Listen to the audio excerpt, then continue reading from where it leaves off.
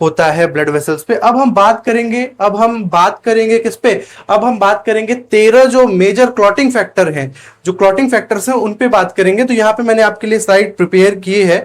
तो ये है हमारे मेजर 13 जो है वो ब्लड क्लॉटिंग फैक्टर। आपको पहले भी बताया कि क्लॉटिंग फैक्टर 13 टाइप के होते हैं, 13 फैक्टर जो होते हैं वो क्लॉटिंग फैक्टर होते हैं। यहां पे हम इस पे बात कर रहे होंगे। तो बेटा यहां पे लिखा हुआ है क्लॉटिंग फैक्टर, और ये 13 क्लॉटिंग फैक्टर आपके लिए very very very very very very very very important है।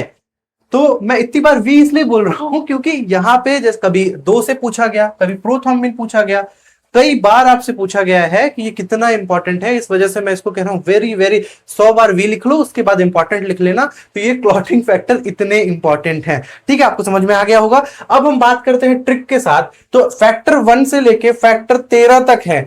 एक्चुअली ये होता तो 12 ही है, होता तो 12 ही। क्यों? क्योंकि V जो आता है, फैक्टर V आता है, फैक्टर 5 के बाद 6 नहीं आता, 7 आता है। और यही रूल है, इस वजह से हम इसे कहते हैं फैक्टर 1 से लेके फैक्टर 13 तक। सबसे पहले बात करते हैं बेटा फैक्टर 1 की। फैक्टर फर्स्ट की बात करते हैं तो फर्स्ट से हमें याद आना चाहिए first, F F F for first, F for fibrinogen. तो फाइब्रिनोजन हमें किससे याद हो जाना चाहिए? फर्स्ट से। तो एफ की बात करेंगे तो एफ से हमें सबसे पहले याद आना चाहिए फर्स्ट, और फर्स्ट क्या होता है? Fibrinogen.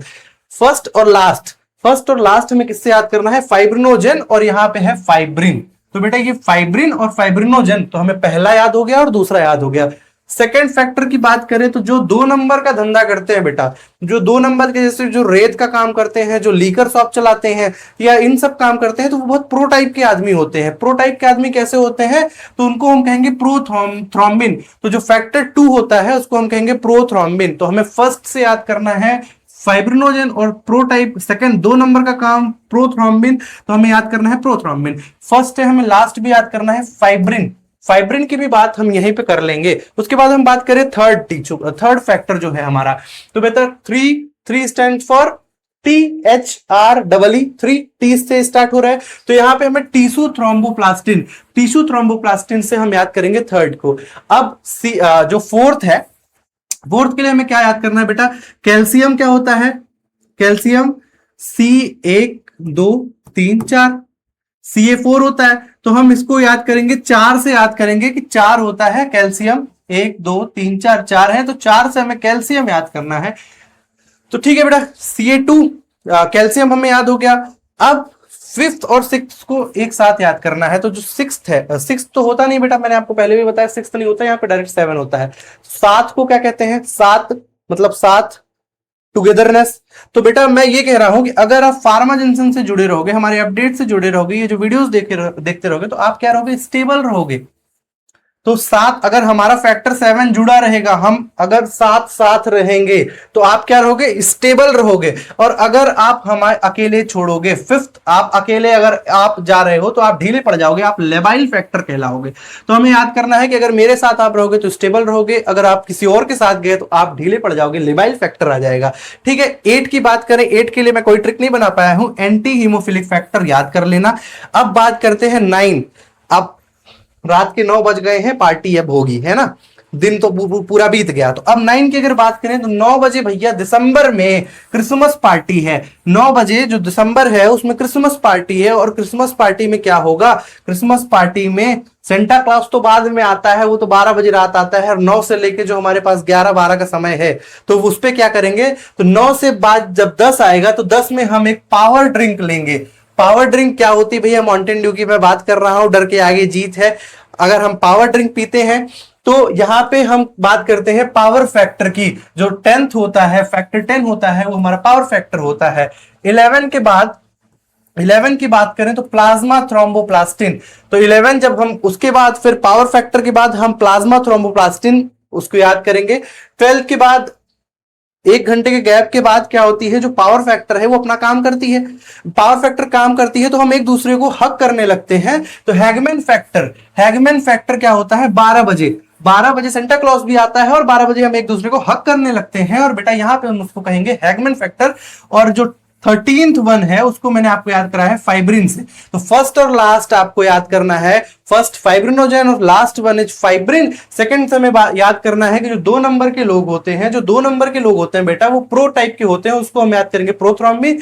3 stands for T, tissue thromboplastin, calcium से हमें 4 याद रखना है, कैल्शियम आयन याद रखेंगे।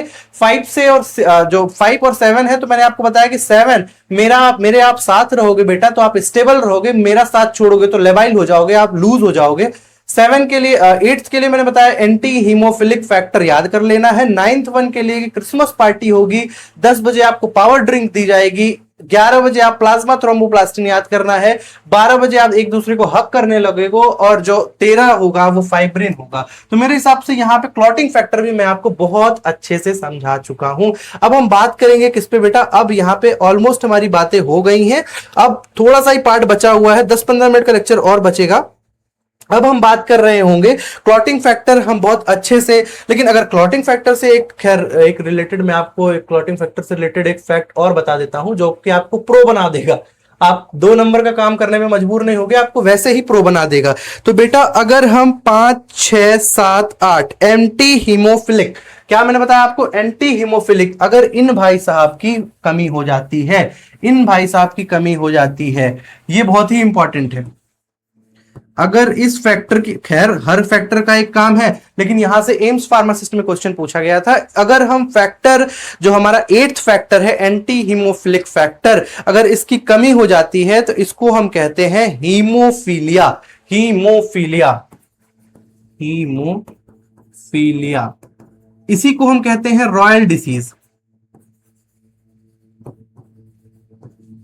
रॉयल डिसीज, रॉयल डिसीज किसको कहते हैं, हीमोफीलिया को ही कहते हैं। और इसमें होता क्या है, कंटिन्यूअस ब्लीडिंग शुरू हो जाती है बेटा। हीमोफीलिया क्या होता है, कंटिन्यूअस ब्लीडिंग शुरू हो जाती है, एक्सेस ब्लीडिंग शुरू हो जाती है, और इस वजह से डेथ भी हो सकती है। तो इसको हम रॉयल डिसीज कहते हैं। इसके पीछे कारण क्या है कि विक्टोरिया की जो रानी थी, विक्टोरिया की जो क्वीन थी, सबसे पहले एक बार उन्हें भी वो ये डिसीज हुई थी, कौन सी, हीमोफीलिया। इस वजह से हम इसको कहते हैं रॉयल डिसीज। कई बार एग्जाम्स में रॉयल डिसीज के नाम से क्वेश्चन आते हैं, इस वजह से मैंने इसको आपको बताना जरूरी समझा।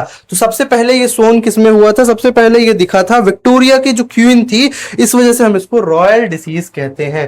बेटा यहां तक आपको कहानी समझ में आ गई होगी। अब हम थोड़ा सा लेक्चर